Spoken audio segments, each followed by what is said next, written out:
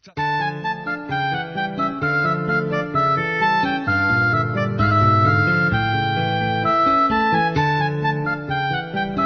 저희가 2분을 썼습니다. 노르가즘 노회찬 원내대표 나오셨습니다. 안녕하십니까? 네, 안녕하십니까? 사실은 요 사안은 또 전문가 아니십니까? 법조계 출신으로서. 그러니까요. 본인이 이제 법원을 통해서 의원직도 상실한 바가 있기 때문에 하실 말씀 아시죠 이게? 읽어보셨죠 이거? 뭐 여기 여러 가지 문제가 있는데 눈에 띄는 것은 이제 법원 행정처, 이게 법원 행정처에 있는 분들이 주요 보직자들은 다 판사 출신들입니다. 그렇죠. 현역 판사들이죠. 근데 이분들이 그 판사들을 갖다가 뒷조사를 해가지고 우리 편 아닌 편 이렇게 구분을 하고 너 우리 편 얘 아니야. 얘는 세모 이렇게. 근데 그런 과정에서 보면은 법원 내부 그 망에 그 여성 판사들만 들어가는 곳이 있습니다. 판사라더라도 남성들은 못 들어가도록 폐쇄 공간인데요.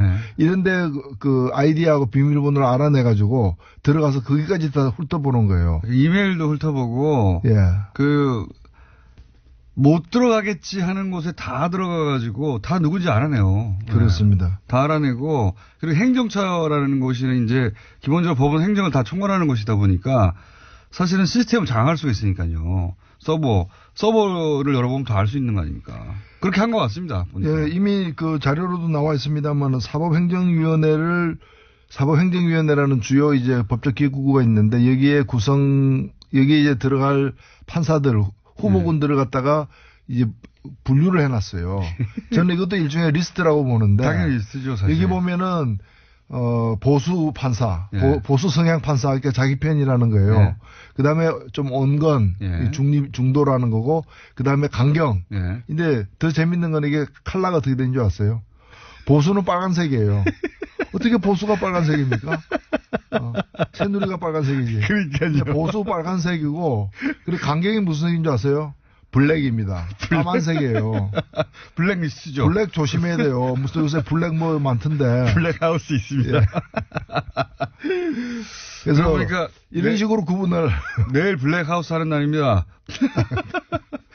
구분이 되어 있고요. 가장 핵심적인 문제는 뭔가면은 지금 몇 개의 그 개인용 PC가 있었는데 그 중에 한 개만 내놓지 않았어요. 그게 바로 핵심이죠. 임종원 법원행정차장의 그 PC인데 본인이 비밀번호를 내놓지 않았죠. 그리고 PC 자체를 내놓지 않았어요. 이건 열어보지도 못했어요. 나머지는 열어봤는데 비밀번호 걸린 것 때문에 700여 개는 못 열어봤는데 문제는 이게 가장 열어볼 필요가 있는 거라는 겁니다. 왜냐하면 이 임종원 법원행정처장은 이미 특검 수사에서 박근혜 특검 수사에서 나온 것처럼 지금 그 우병우 민정수석하고 1년에 수백 통 전화를 서로 오가는 사람이에요. 어떻게 법원 행정을 책임지는 사람하고 청와대 민정수석이 수백 통 했다는 얘기는 주로 판결에 관련된 거 아니고서 뭐 법원에 뭐 비가 샜는지 이런 것 때문에 전화를 한 건 아닐 거 아니겠습니까? 비품 구매 때문에 전화한 건 아니겠죠. 이게 완전히 독립적으로 이 운영돼야 될 법원이 특히 대법원이 청와대와 커넥션이 이렇게 유착 관계가 긴밀하게 있었다는 것은 심각한 의혹이기 때문에 앞으로 반드시 이 조사가 돼야 될 부분입니다. 근데 이게 이제 그 사법부다 보니까 판사들을 대상하다 보니까 검찰 쪽에서도 부담이 큰 것 같아요. 왜냐하면 앞으로 모든 사실은 판사는 심판이고 변호사와 검찰이 부딪히는 거 아닙니까? 그런데 이제 이 검찰이 사법부 전체를 대상으로 수사한다든가 사법부의 핵심 요직에 있었던 사람을 수사하는 게 부담이 크고 사법부도 또 내부 조직 논리상 사법부가 어떻게 검찰한테 수사를 의뢰하냐. 이런 인식이 있는 것 같아요. 그렇습니다. 그건 또 한편 사실이기 때문에 그래서 저는 어떻게 해야 됩니까? 김명수 대법원장에게 마지막 기회, 한 번의 기회가 주어져 있다. 지금 진상조사위원회도 진상을 파악하지 못했고 추가조사위원회는 문서만 파악했어요. 그렇죠. 이번에 파악된 문서 중에 문제가 되는 내용들이 많았잖아요. 이것들이 실행됐는지 안 됐는지는 추가조사위원회에서 조사를 안 했습니다. 그럼 이건 조사 안 하고 넘어갈 거냐.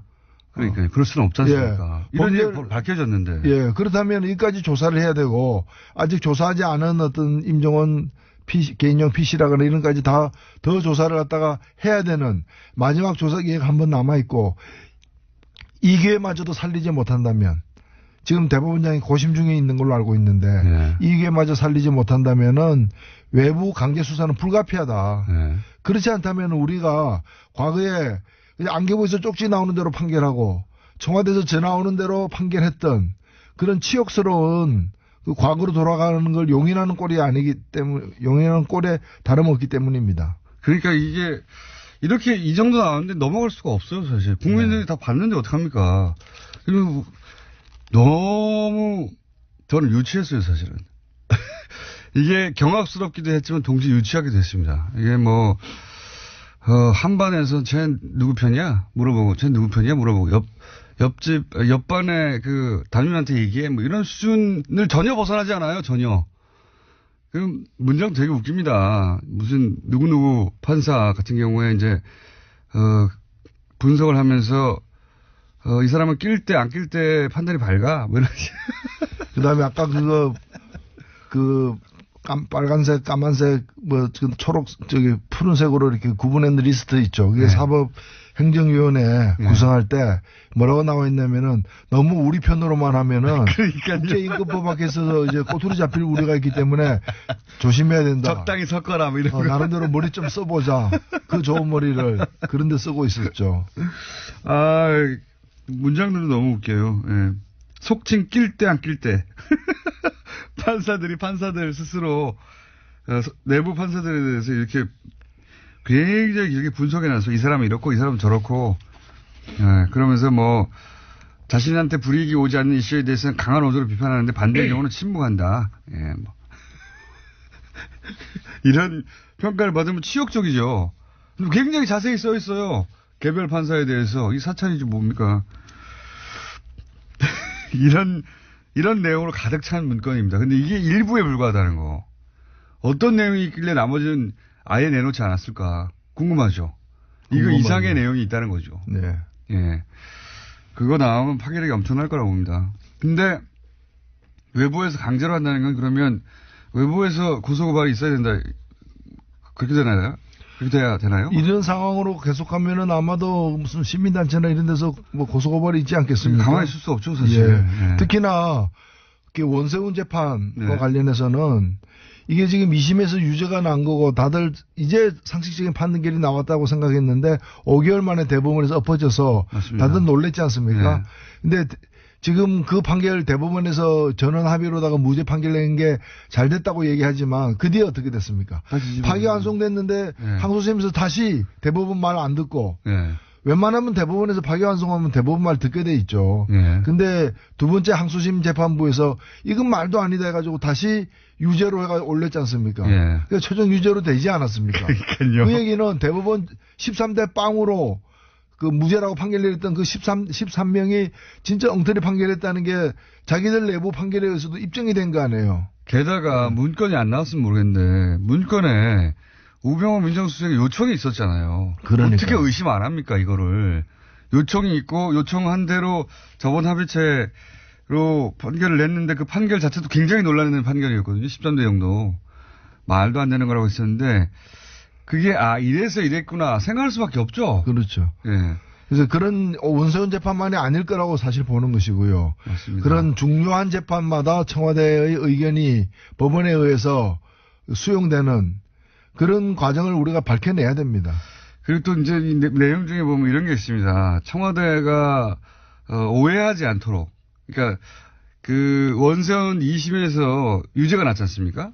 3년 유죄가 나니까 그 내용 중에 어떤 게 있냐면 이제 청와대가 오해하지 않도록라는 것은 사법부가 청와대의 뜻을 의도적으로 거스른 게 아니다. 이런 거 아닙니까? 뭐 오해입니까? 판결이 났는데 판결이 났으면 판결 받아들여야지. 오해하지 않도록 뭐 오해를 풀어줘야 되는 식의 그런 문구들이 있어요. 저는 그거 보면서 네. 제가 그 안기부 삼성 엑스파일 사건 때 네. 2심에서 무죄를 받았지 않습니까? 네. 그때도 삼성그룹 이근 회장이 오해하지 않도록 그리고 그 대통령이 청와대가 오해하지 않도록 뭔가 하지 않았을까 하는 그런 억측까지도 사실은 드는. 네, 뭐 그랬을 법합니다. 실제.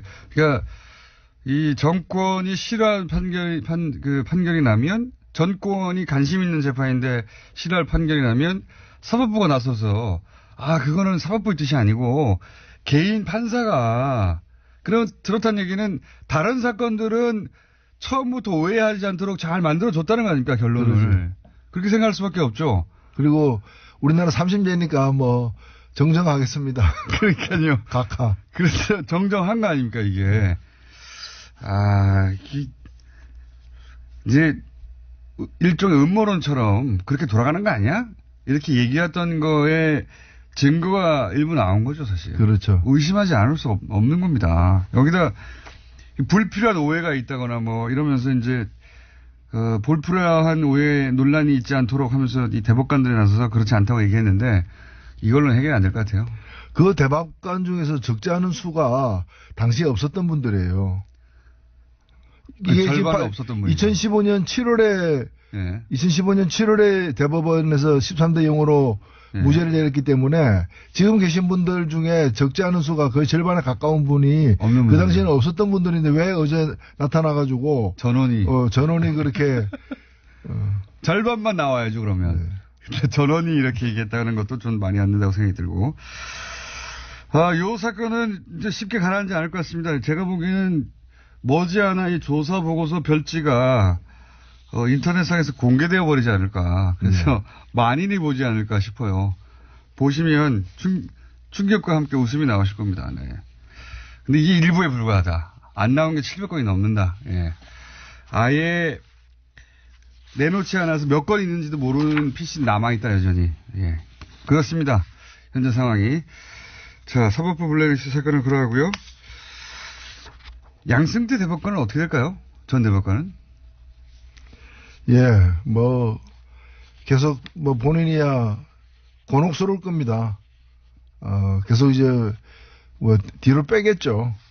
저는 양승태 대법관 한 명의 문제는 아니지만은 총체적 책임에 직접 연루되어 있기 때문에 책임을 져야 된다고 봅니다. 이 문건을 작성하고 보고한 대상이 있을 거 아닙니까? 본인이죠. 예, 본인이죠.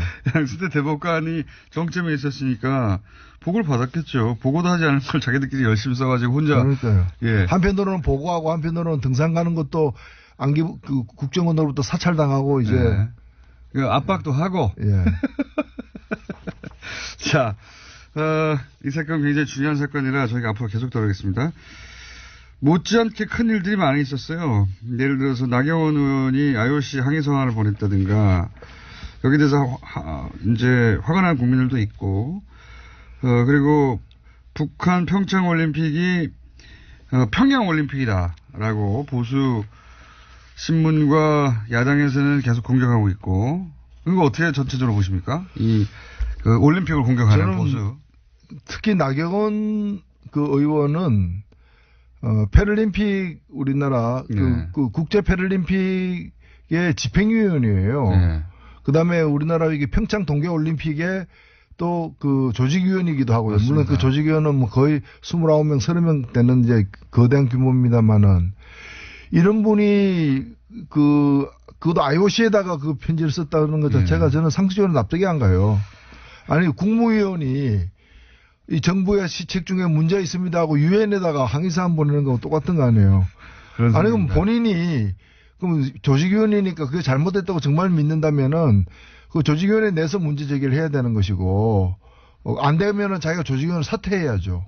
그때 성명 한 장 발표하는 정도여야지 이걸 IOC는. 그리고 상식적으로 보면은 이번에 단일팀 같은 경우에는 사실 이 단일팀은 단일팀으로 2018년 평창 동계올림픽 지원에 관련된 특별법이 있어요. 네. 이 법에 보면은 제83조 84조에 보면은 이 단일팀을 만들도록 되어 있습니다. 그거가. 근데 이 법을 누가 처음에 제안했느냐? 그러니까. 권성동 의원. 예. 그 다음에 또 다른 당시에 그 새누리당 의원들이 두 개의 법안을 냈는데 둘 다 이게 들어가 있어요. 그러니까 자기들이 만든 법이에요. 맞습니다. 예. 2011년에. 이명박 전 대통령 때. 예. 자기들이 내서 자기들이 만든 법에 의해서 지금 시행되고 있는 거예요. 갑자기 나온 게 아니라. 예. 그런데 그걸 가지고 마치 그것 때문에 평양 그리고 이 정도 되면요, 나경원 의원 정도의 지위라면은 자기가 여자 하키 선수들 만나야 돼요. 만나가지고 정말 그 수년 동안 땀 흘려 노력했을 텐데 출전 기회나 시간이 조금 줄어들게 되어서 너무 얼마나 가슴 아프냐. 정말 미안하다. 그러나 더 크게 보자. 이 올림픽이 어떤 올림픽이냐. 지금 전쟁 중에 벌어지는 휴전과 같은 올림픽이다. 이걸 통해 가지고 우리 그 선수들 엄마 아버지 그 국민들이 좀 더 평화에 1mm라도 접근하는 계기가 되면 그게 더 큰 의미 있잖아요. 자기가 좀 달래고 맞습니다. 대책에 대해서 강구하겠다 뭐 이런 식으로 해야 될 사람이 제가 볼 때는 다른 정신은 어떤지 몰라도 올림픽 정신이 없어요. 네. 이분이 그 집행 IOC 위원인데도 올림픽 정신이 없는 결여된 현저하게 결연된. 네. 나경원은 내일 저희 방송에 또 나오시기 때문에 직접 또 얘기하겠죠. 올림픽 정신은 없습니다. 평화, 올림픽 정신이 추구하는 게 평화예요. 그리고 평양 올림픽이 뭡니까? 아니 뭐 평양에 무슨 컴플렉스가 있어요? 그런 식이면은 올림픽이 평양 올림픽으로 변질됐다. 그럼 뭐 음식이 완전히 그럼 평양 냉면도 문제 삼아야지. 왜 냉면은 다 평양 아니면 함흥이냐. 뭐 서울냉면, 수원냉면 왜 없느냐. 대한요식협회에다가 이거 완전히 정치적으로 중립이 깨진 거 아니냐 이렇게 항의를 해야지. 식당마다 가면서. 저도 체제선전이라는 말도 웃깁니다, 사실. 우리 강릉이랑 서울에서 공연 몇 번 하는 거하고 북한 전역에 지금 남한 올림픽이 중계되는 거하고 체제선전으로 따지면 비교할 수도 없죠. 네? 그리고 이 88 서울 올림픽 때는요. 네. 그 북한에서 공동 개최를 요구했어요. 맞습니다. 안 받아들여지니까 아예 불참해 버렸어요. 예. 이번에는 주체가 누굽니까? 대한민국 아닙니까? 네네. 여기에 북한이 그냥 들어오는 거잖아요. 다만 입장할 때 네. 공동 선수단이라고 해가지고 같은 옷 입고 같은 깃발 들고 한번 입장하고 퇴장하는 것밖에 더 있습니까? 거기 그 규모도 작아요, 사실 선수단의 규모는. 우리 옆에 조금 들어오는 정도입니다, 사실. 압도적 체제 선전은 대한민국이 하고 있는 거예요. 맞습니다. 북한에서 볼 때 남한 선수단 규모가 이렇고 북한은 조금 서 있고 경기 수도 얼마 없고 근데 한 번도 자신들은 개최하지 못한 올림픽을 두 번이나 하는 거 아닙니까? 동계하게 다. 그럼 남조선 체제 선정의장에 네. 북한이 왜 참여하느냐라고 북한 내에서는 문제가 나올 수도 있지만 그렇게 나와야 정상인 상황인 그렇죠. 거예요. 북한에서 이건 남한 체제 선전하는 거 아니냐라고 항의가 나올 내용입니다. 어떻게 올림픽 전체하고 공연 몇 개하고 비교가 됩니까? 체제 선전을 하자면. 이게 말이 안 되는 건데 이걸 또 엄청나게 또 보도를 해줍니다. 네, 체제 선전 평양 올림픽. 네, 이분들이 두려워하는 거는 제가 볼 때는 평화예요. 두려워하는 거는 평화예요. 네. 남북 간에 늘 군사적으로 이렇게 긴장돼 있고 전쟁이 언제 일어날지도 몰라야 자기들이 그나마 살 그 틈이 생기는데 그런 게 이제 평화로와 대화로 하면은 그렇잖아요. 핵무기 달라고 구걸하러도 다니고 막 이랬는데 한핵 줍쇼. 평화 시절에 오면은 골치 아프잖아요 이게. 그러니까 자신들이 서식하고 이렇게 번성할 기회가 점점 적어지는 거죠. 네, 서식지가 줄어들고 네. 그러다 보니까 이제 이런 논란을 막 키우고 있는데 게다가 이 법안들도 자기가 만들었고 자기들이 집권하고 있을 때는 자기들이 인공기 옆에서 한반도기 흔들면서 엄청나게 응원도 했었어요. 예. 지금 반대하는 분들 사진이 많이 찍혀 있습니다. 북한 응원단 옆에서. 그때 그런 얘기 전혀 안 했거든요. 그러니까 북한은 핑계인 것이고 자기들이 궁색하게 되는 자신들의 그 처지, 그 불우한 처지가 이제 원망스러운 거죠. 불우한 처지. 자, 그렇습니다. 예. 평양 올림픽이라는 비난은 진짜 말이 안 된다고 봅니다. 예. 북한에서 이거 서울 올림픽에 왜 들러리 쓰고 있느냐 이렇게 나온다면 얘기가 되는데 예. 말이 안 된다고 보고 예. 국민당은 이제 완전한 파탄의 이름 같습니다. 그죠? 예. 그죠? 거기를 완전한 파탄의 이름 그 서로 성명전 하는 걸 보면 예. 남북보다 더합니다. 그 정도에 이르러서 대화는 끝인 것 같고 서로 징계하라고 하고 있고요. 예. 그냥 뭐 안타깝죠. 국민들이 이제 그런 걸 보면서 이제 뭔가 좀 이렇게 하다가 뜻이 달라질 수도 있는데 합의하에 갈라서거나 이제 그러지를 왜 못하느냐. 비례대표 출당 문제는 어떻게 생각하십니까? 저는 해줘야 된다고 봐요. 저는 유승민 대표의 얘기가 옳다고 봅니다. 저는 그런 점에서는 유승민 대표가 이제 중간중간에 보면은 굉장히 이성적인 판단을 내릴 때가 늘 그렇다기보다는 중간중간에 이제. 남북 문제에서는 좀 의견이. 예, 좀 다릅니다만. 이 문제에 있어서는 그 말이 맞아요. 그러니까 정치라는 것이 물론 늘 이제 막 이해관계 때문에 다투기도 하지만은 그래도 선을 그을 때는 좀 이성적으로 그어야 되는데 이걸 사실은 못 먹는 감 찔러나 보자는 그런 식이거든요. 그런 식으로 보내주면 니네가 더 커지잖아 이런 거잖아요. 정치란 건 뜻이 같은 사람들끼리 모여서 하는 것인데 뜻이 다르지만은 너 못 보내줘 왜? 니 잘 되는 거 보기 싫으니까. 그러니까. 너는 좀 망해야 돼. 뭐. 그러니까 그거죠 그거. 예, 예. 그런 심보로다가 국민들에게 지지를 호소한다는 것도 참 우스운 거죠. 예, 이 통합 과정에서 제가 보기엔 유승민 대표가 최대 승자고, 예, 득실을 따지자면 안철수 대표가 많이 잃었어요, 사실은. 민심도 많이 잃었고, 과정 중에, 일처리 과정 중에서도. 안철수 대표가 주도하고 그렇게 원한 건데, 정작 본인은 그 혜택을, 입기는커녕 피해를 가장 많이 당한, 스스로 입은 거죠, 뭐 자초한 거긴 합니다만. 그렇게 결론, 현재까지는 나오고 있는 상황인 것 같고. 시간이 다 됐네요. 혹시 요 정계 개편 가운데 정의당이 혹시 어느 쪽과 이렇게 손을 잡는다든가 이럴 계제는 없을까요? 예, 뭐 정의당이 어렵긴 하지만 네. 경직돼 있지는 않습니다. 유연하게 개방적으로 관계를 맺을 거고요. 뜻이 같은 부분들하고는 연대도 하고 정책 추진도 함께 할 수 있고요. 그러나 지금 얘기되고 있는 공동교섭단체 같은 것은 그걸 통해서 국고지원금 좀 더 많이 받고 국회 내에서 무슨 이렇게 기회나 이런 권력을 배분할 때 좀 더 좋은 조건이 되는 것 말고는, 우리 국민들 앞에 같이 해야 될 이유를 설명하기가 쉽지가 않다는 점에서 저는 사랑을 하지 않으면서 결혼하는 거 있죠. 비자를 얻거나 뭐 국적을 얻거나 그런 걸 우리가 뭐라고 그럽니까? 위장 결혼이잖아요. 네. 국민 앞에 위장하는 일은 없을 것입니다. 그래요. 네. 그런 얘기도 일각에서 있길래 저쪽에서 뭐 말아봐 15석이나 그 정도 된다고 하면 정의당과 같이 이렇게 그리고 지금은 또 그런 셈법을 할 때도 아니지 않습니까?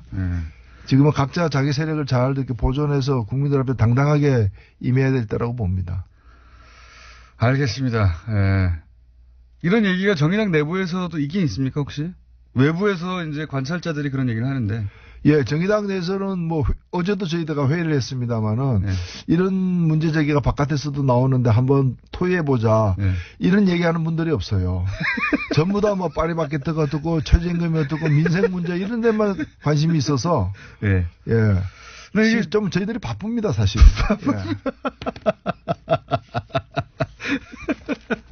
여기까지 하겠습니다. 정의당의 노회찬 원내대표였습니다. 감사합니다. 예.